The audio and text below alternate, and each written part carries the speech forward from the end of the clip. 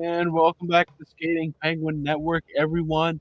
It is your host, Robbie, joined once again, as always, by Snail, and a busy episode tonight with three games to cover from this week since the holiday kind of threw everything into a bit of a mix up for us. But we are back tonight. But before we get to the hockey action, let's do a quick recap on our respective Thanksgivings, which is what everybody's tuning in to talk about, anyways. So, Snail, how was the Thanksgiving out there in Seattle? You did send me a snap of your vegan delivered Yeah. Thanksgiving meal. So, obviously you wanted to cook yourself, but you guys settled for the delivery. How was the pre cooked meal for your Thanksgiving? Um, it was it didn't hit, and I wasn't the only one. I went into it optimistic. I went into it quite hungry as well. And I gotta say the consensus from the family, not just me, was that we won't do that again unless what we learned through this whole thing is the catered Thanksgiving is great if you're doing a Thanksgiving that you're not hosting. Like Mm-hmm. if you're a vegan or something, like and you're traveling to a Thanksgiving, like maybe you're visiting relatives that aren't nearby, especially, pick that up on the way out there and you just got to toss it in the oven for a little bit to reheat it all. Yeah. And that's what I would use that for in the future. But it didn't. I thought you couldn't taste the love in it. You couldn't taste the pain and the suffering that goes into it. Yeah. You Yeah. know what Yeah. I Yeah. mean? Like Yeah. I Yeah. see funny stuff on the internet sometimes that's like, you know, this.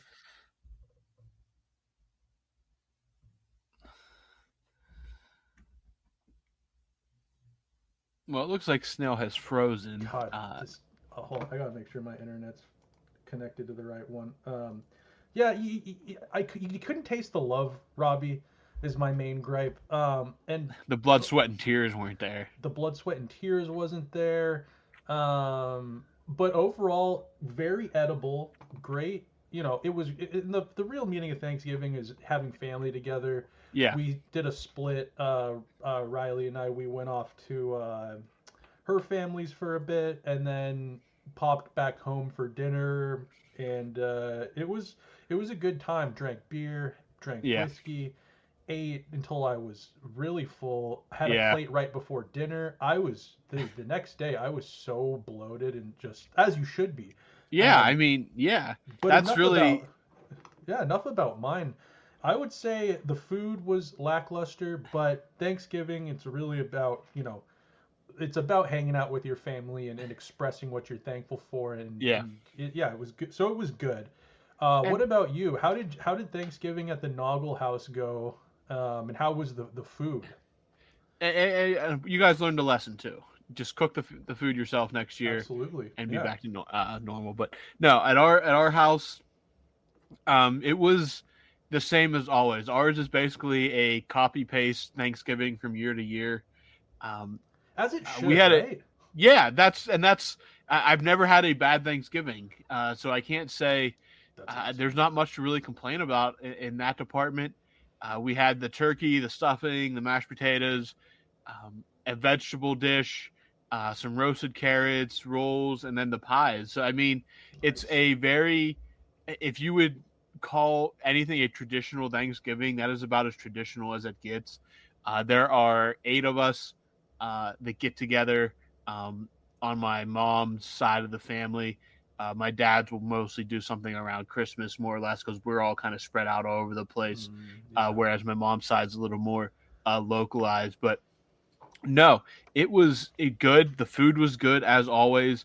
Uh, a couple years ago, my grandma had surgery, and it kind of became a tradition that my mom and I helped out in the morning of Thanksgiving, cooking everything. So we were Nice. up before the sun on Thanksgiving Day, getting that turkey ready, getting it cooked, getting the food ready. So it was a long day for sure. I was very tired by the time that we wrapped up and went home. But no, the food was good. The community aspect of it was good. Nothing crazy, just a nice, quiet. Um, day with food, fellowship, football, parade, Football. whatever the stuff you're into. But our Thanksgiving is what you would pretty much draw up as a very traditional Thanksgiving, traditional food, family, and just a good time in general. So yeah, I had a successful Thanksgiving. It sounded like you guys still had a successful, Yeah. at least the important part of Thanksgiving. The food at least didn't kill you. Nope. It was still enough to make you full. So um, that's a positive as well. So it sounds 100%. like two good Thanksgivings here on the host of the Skating Penguin Network at the very least. Yeah, successful Thanksgiving. And the only things that made Thanksgiving all the more sweeter, Robbie, was we haven't recorded in a little while, and the Penguins have Yeah. rattled off 3 wins. Yeah. So this week, I know when we recorded on Monday, we both kind of said, listen, this schedule this week is not easy. It is going to be a gauntlet for the Penguins. It was Vancouver, Boston, and Calgary. Um, two teams the Penguins had already lost to this year, and Boston, who, despite struggling this year, going to Boston has been a nightmare for the Penguins in the past 5, 6, 7 years. Mm-hmm. But Wednesday night, again, a different kind of atmosphere inside PPG Paints Arena, the annual Thanksgiving Eve home game. The Penguins come out absolutely on fire in this game, get up 5-1, and then it became a very Penguins game. Maybe the most Oh Penguins my game God. you could have possibly drawn up. Luckily, they hold on, get a big W going into the holiday, and at this point, you don't know what the rest of at this point we don't know what the rest of the week holds. But coming off three straight losses the week before, getting embarrassed at home by Winnipeg and Utah, just getting 2 points despite the drama, it just was so refreshing going into Thanksgiving. Yeah, it was refreshing that they held on and we weren't going into an overtime Yeah, scenario, yeah. which is ridiculous. I don't care if you're rebuilding or not to be up. What was it? One, two, three, four, It was four, 5-5. one Yeah, in the first period, and then it was 5-2 after the second, and then no Penguins goals in the third, but they hang on to get the win up by one. I mean, let's be honest. The Vancouver Canucks, I wouldn't call them a Stanley Cup contender, but they are a good team. They mm-hmm. are a playoff, solidified playoffs. Um, we won't go too much into them, but yeah, they're a team. When they've got Demko, they are a Stanley Cup caliber team, Yeah, and they're well coached. They've got superstar power at every position, and minus the goalie. I think that they're in a bit of goalie trouble right now, but um, yeah, getting the 2 points and holding on despite kind of that just collapse slow ever like that very slow collapse throughout the game that just compounds, and then yeah, you're by the end of the game you're just hoping that you can that Jari can make just one more save, and he did. And yeah. and they built off of that game, Robbie, because the next game after the Canucks was the Bruins game, wasn't it? Yeah, so they had Thanksgiving off. They practiced in the morning and then did whatever they were going to do with family, and then headed up to Boston Thursday night for a Friday, yeah, early evening 6. I think it was a 6:30 face off Eastern time. Yeah, it was 3:30 In over here, which is weird. Yeah, in TD Garden, a place that the Penguins have historically struggled mightily against a Boston team that, okay, not great if you look at their record, but are playing, have been playing better since the coaching change under interim head coach Joe Sacco. And this game, off the bat, starts off horribly for the Penguins. It is a early goal again, and you kind of mentally are just like, this is going to be a bad game. They're just not. They're starting bad, but they settle in. They get through the first, only down 1-0, and basically they have to go through all the second period down 1-0 as well until Crosby makes a big time dish to Ricard Raquel, who buries it with, I think it was 0.8 seconds left on the clock or something like that. And they're 1-1, and then the new guy, Phil Tomasino, scores in the third period, and then the Penguins just hold on. They have blown every kind of lead you can imagine this year. And again, Boston gets their chances, but credit to Tristan Jarry finally making some big time saves this season to keep this game in the hands of the Penguins.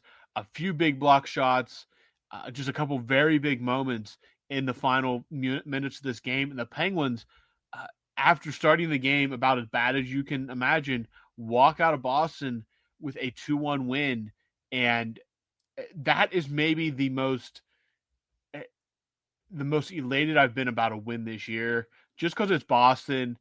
They've choked away so many games like that this year, but to win that one after Thanksgiving, and after the way they played Wednesday night to get that win, just super refreshing. And all of a sudden, this stretch of games we talked about being super difficult, they're at the very least going to walk out of this with a 2-1 record after Friday night. So I was thrilled with that game in Boston. Yeah, totally opposite or totally opposite. Like it's Jekyll and Hyde, this Penguins team, because it was run and gun 5-4 game with just offensive firepower on display, and then defensive collapse that almost leads you to blowing the game. And Yeah. then you have guys like Chris Letang and Erik Karlsson being defensively sound, which those words have not been strung together in a positive light this season, maybe since Karlsson has come to Pittsburgh.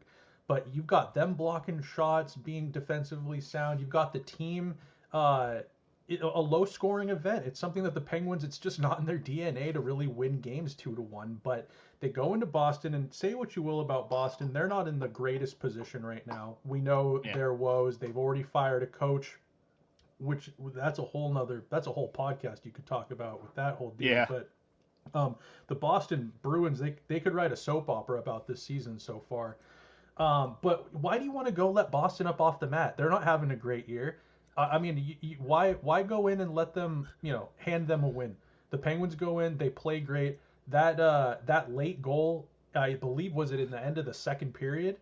Mm-hmm. I believe it was set up by Sid, where he wheels Was. the net and hands it off to Raquel. Or no, that was to tie the game 1-1. When they scored that goal, I was like, here we go. That is what I'm talking about. It's always the opposite. A late period goal for the Penguins, they got to go chew on that in the locker room, and then come back out usually tied up or at a deficit. It's the other way this time. And then maybe we should touch on this a little bit after we get done with the recap. But this guy Phil Tomasino, Phil the Thrill Tomasino.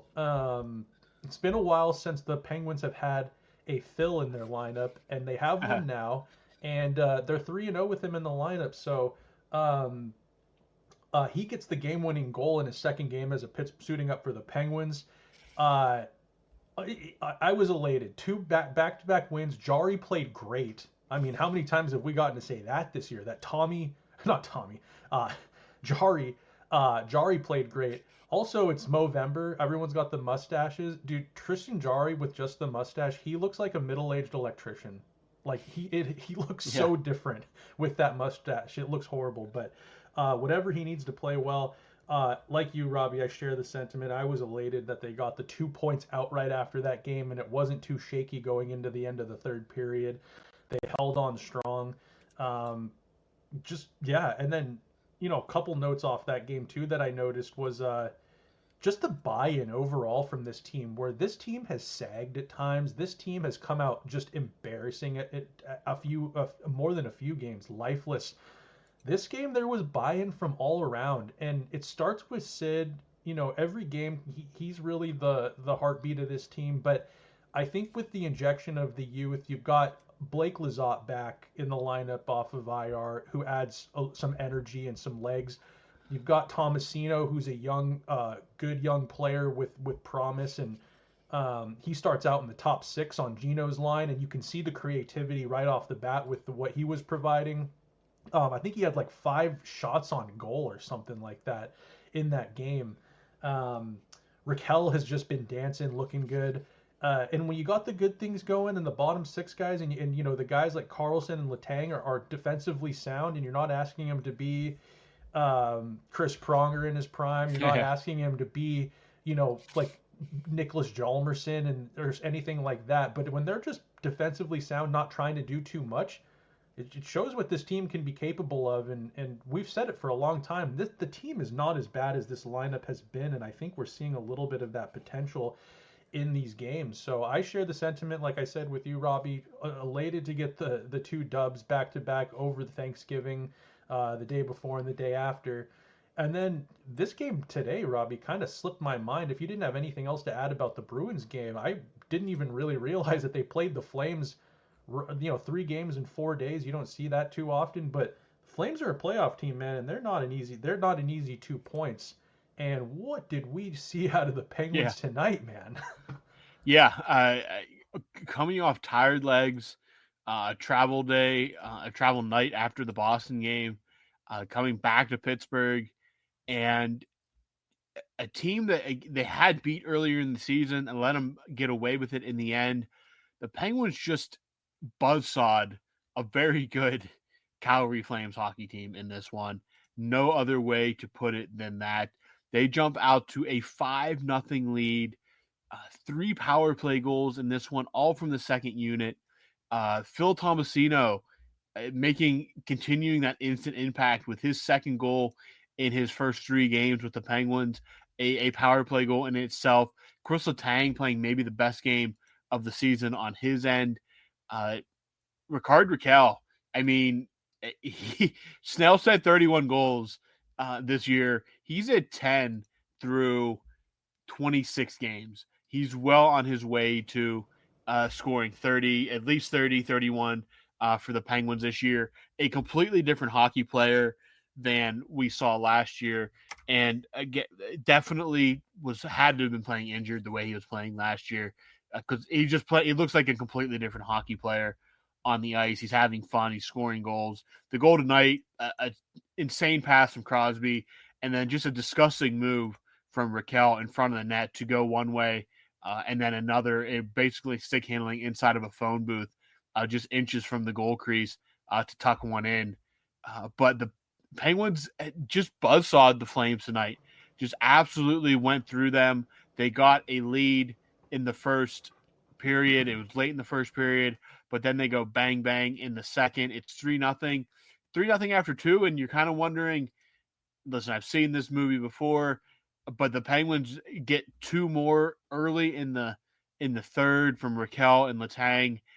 The Flames do get too late to ruin the shutout, but Blake Lizotte puts away any hope of any kind of meltdown with his 4th of the year. So a 6-2 win against a very good Flames team, a Flames team that's playing better than I think even most Flames fans figured they were going to be For playing sure. this year.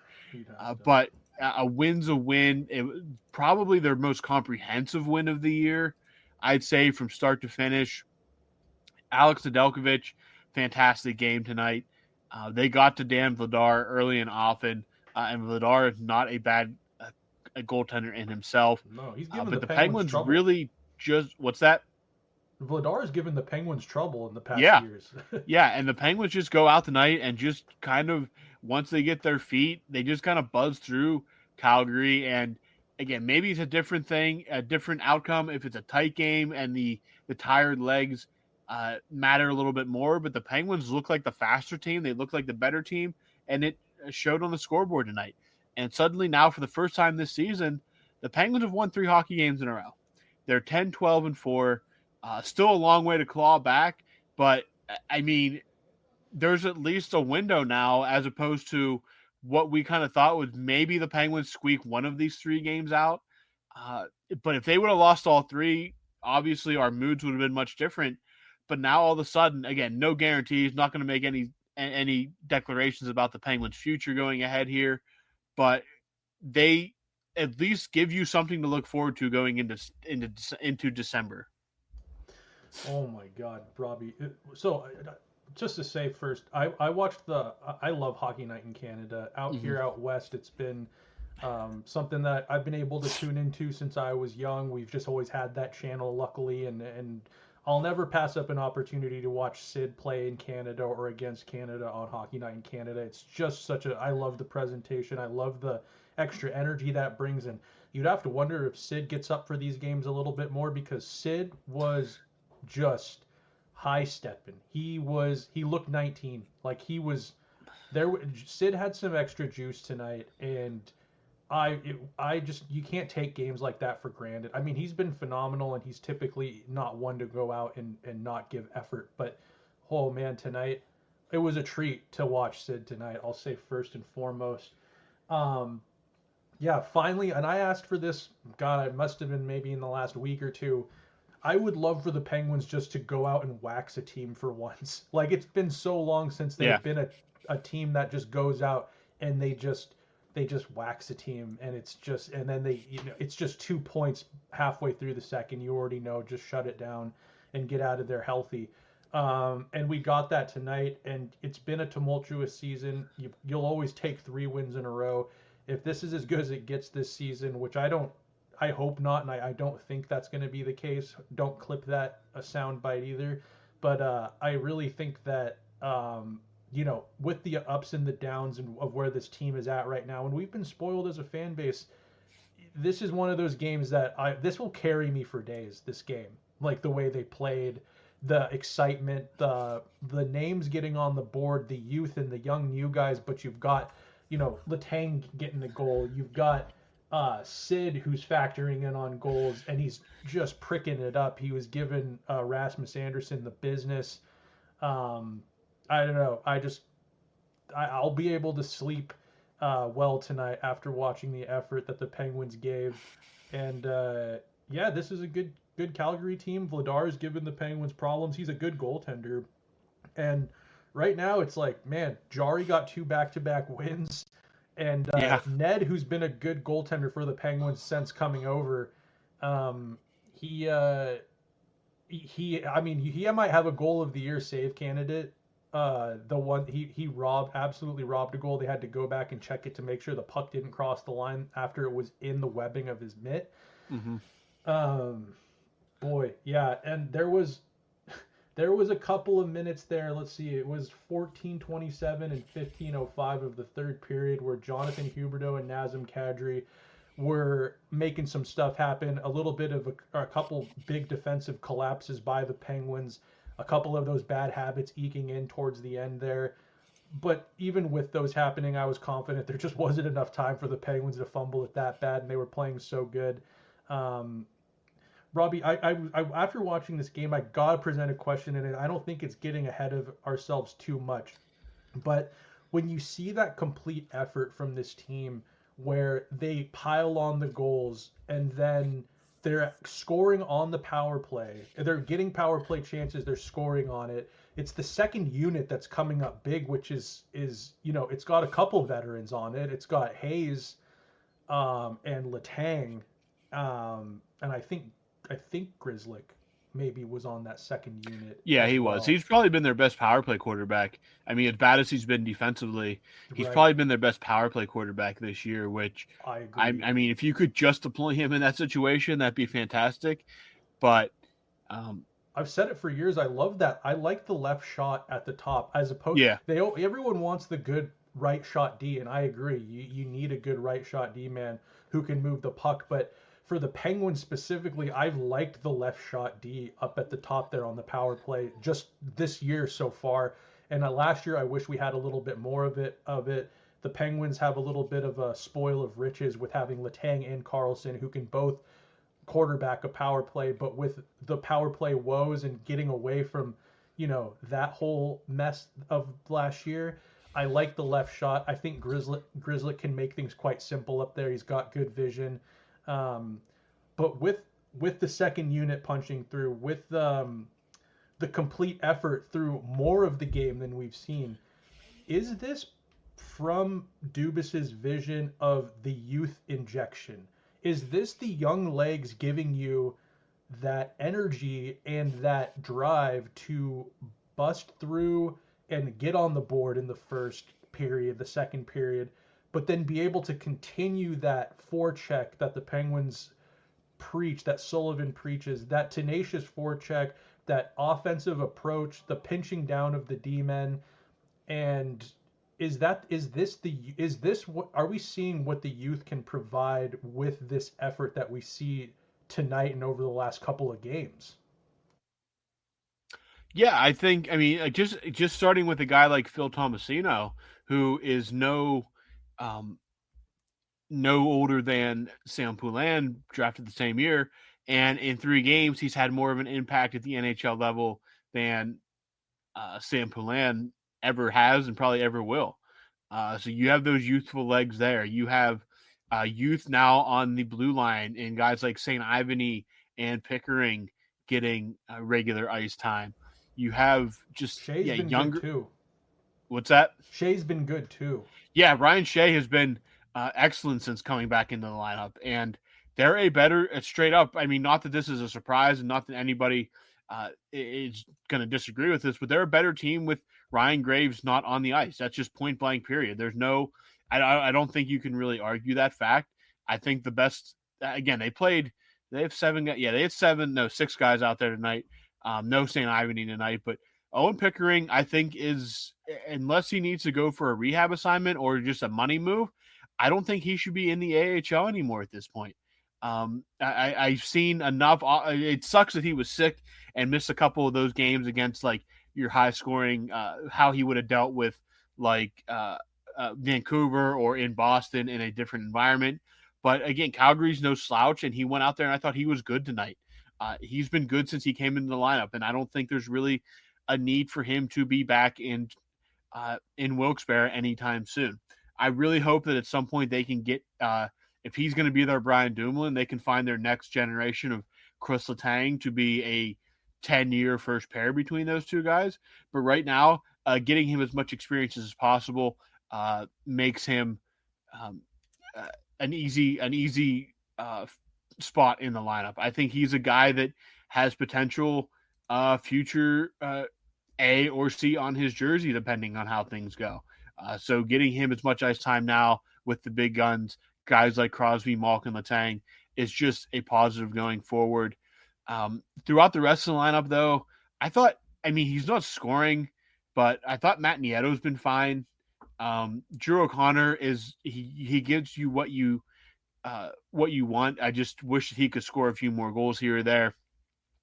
Brian Rust has been really good since coming back from injury, especially this past week. Kevin Hayes has been what you expect. Michael Bunting at 3 points tonight, much better than how he started the season.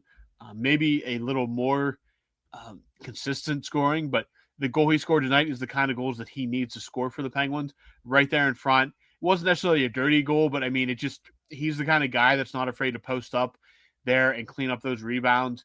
It fell right to him, and he just buried it. Great goal for him there.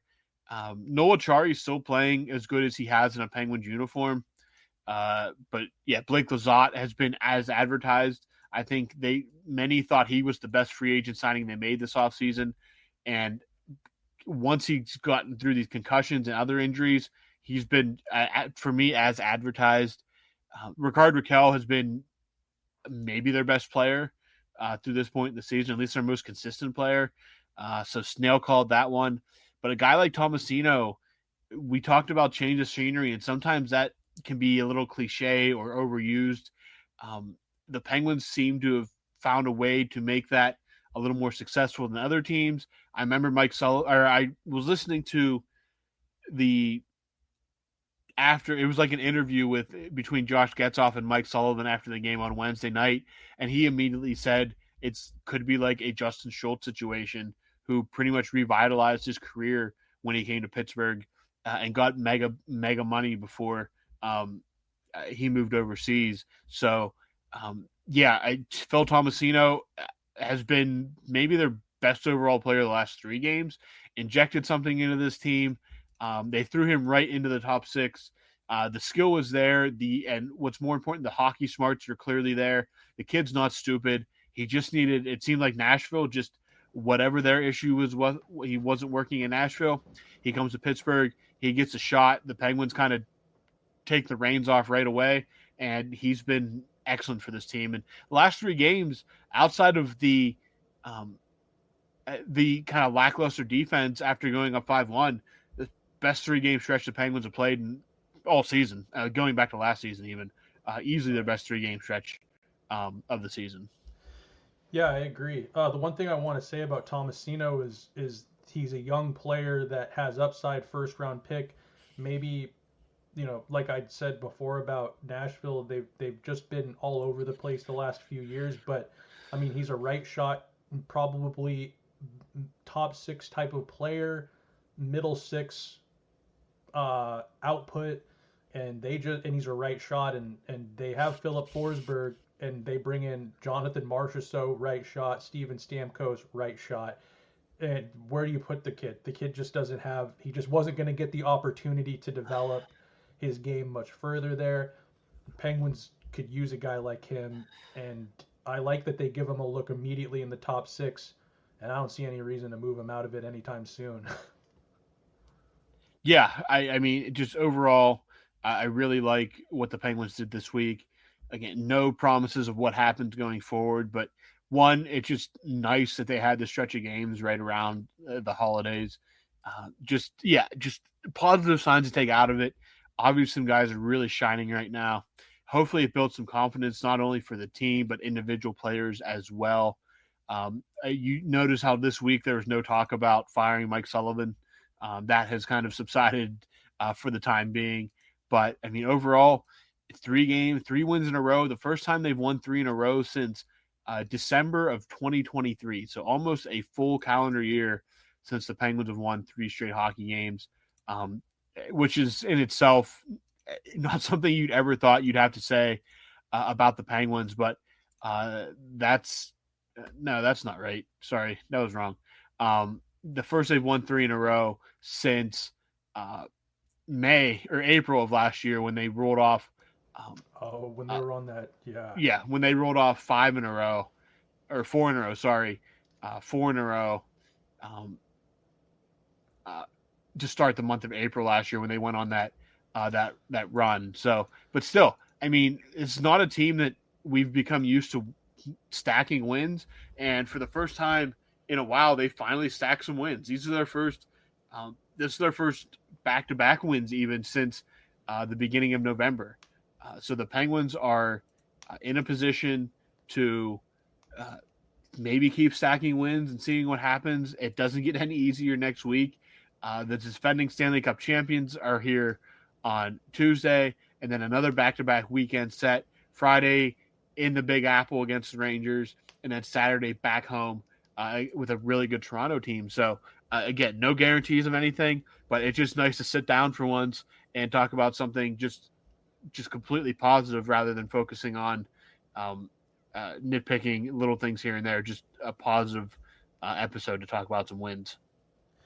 Yeah, absolutely. It's a nice change of pace. I didn't know how we were going to handle this because it's been so long since we've had but like enough good news to really, talk this long about. But um, with the team where it stands right now, I like what I'm seeing. I like the youth. The youth are playing well. I wasn't super sure about. I think I've been so used to this Penguins team being like, if it works, run it back. But Sullivan and his team have been, plucking and scratching and suiting up different players pretty regularly. Pickering, he had the illness. He came out. He's having Ryan Shea playing his offside, which Yep.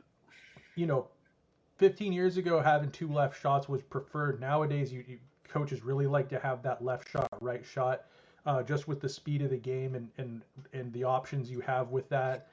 I don't mind it right now. Puljujarvi has not been a factor in the lineup. Or Puljujarvi, I feel like makes an impact when he's in the lineup, but he has not Yeah. been in the lineup for these 3 wins. Ryan Graves, which I hate to say it, but Ryan Graves has not been in the lineup, and I think that this Penguins team is better without him.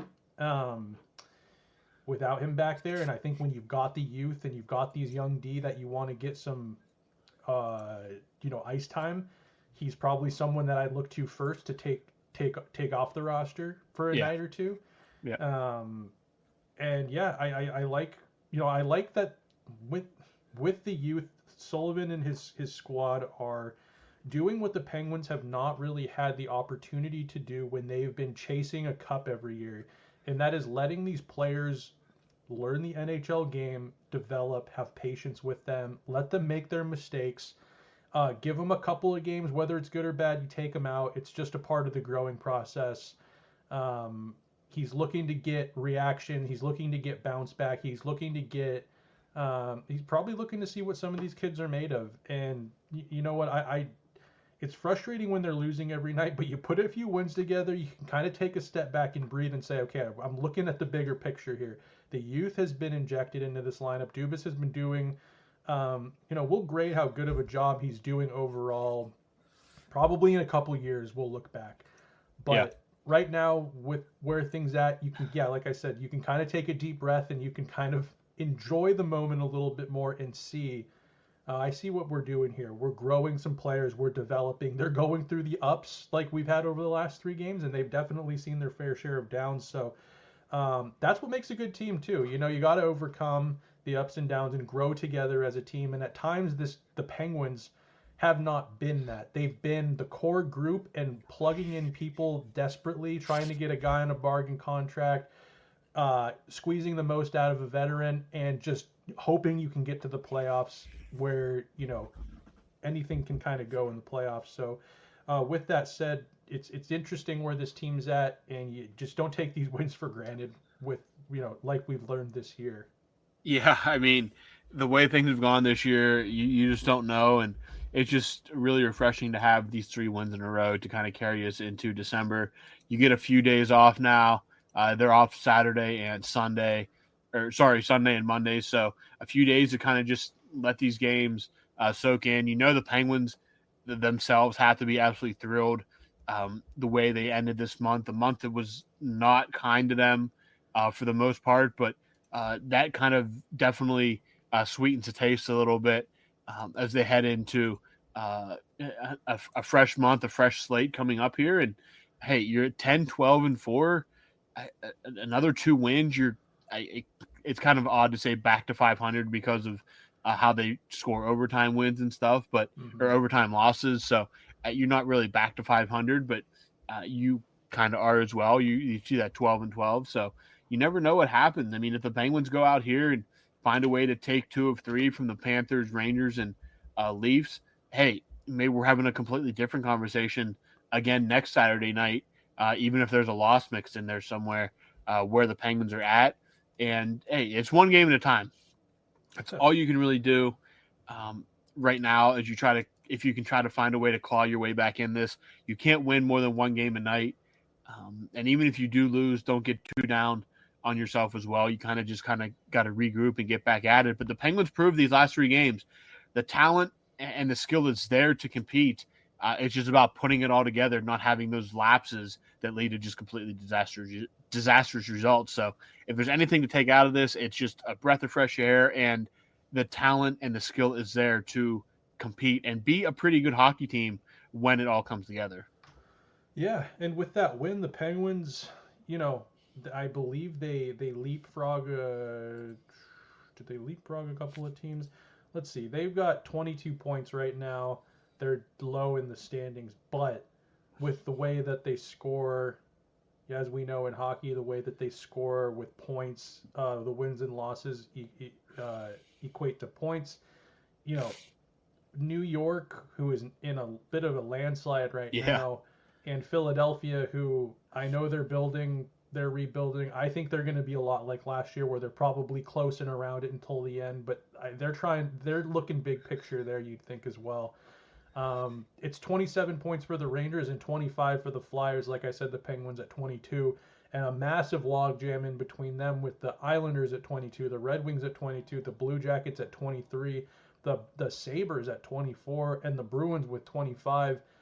I mean, every month is a big month for this Penguins squad, but I mean, you keep putting together a couple. If you start stringing together more wins than losses, like the Penguins have shown that they're capable of now, it's going to be an interesting ride. I think that this team is kind of like what we predicted. They're probably on the outside looking in, but probably playing.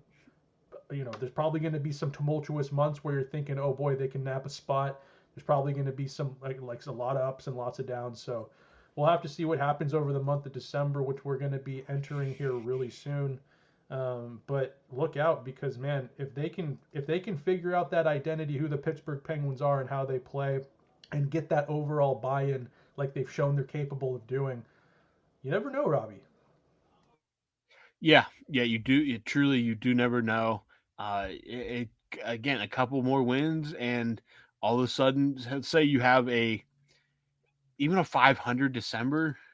Yeah, you're still behind the eight ball a little bit, but it's much better than it's an improvement over November and technically improvement over October as well. So you just keep fighting one game at a time.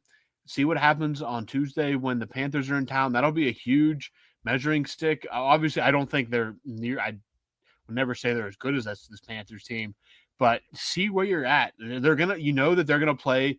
The Panthers play an extremely annoying brand of hockey, and you're gonna have to win games against teams like this. Maybe less talented Panthers type teams, but uh, they're gonna rub you. They're gonna make it very hard to play.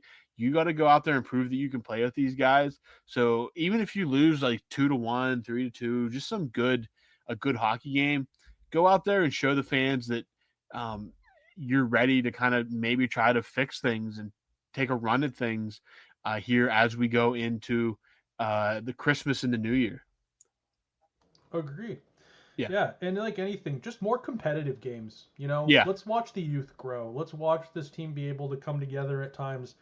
There are losses that they've had this year that aren't embarrassments, where you come away from it and it's a good hockey game, and we're letting the youth grow. We're letting them get their minutes, learn the NHL game, because that's where this Penguins team's at right now. And I'm almost saying this to you, to the listeners, and you, Robbie, to remind myself that there could be some tough times ahead. Still, the Penguins have been quite spoiled, and us as fans have been spoiled with the success. It's a test to handle these rough times. But hey, three Yeah. wins in a row.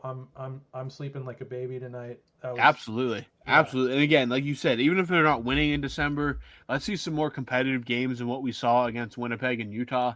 Let's see some dogged games. Make it hard. Make these better teams earn those 2 points against you. And yeah, let's see some of these young guns, because I saw somebody say it after they acquired Tomasino earlier in the week.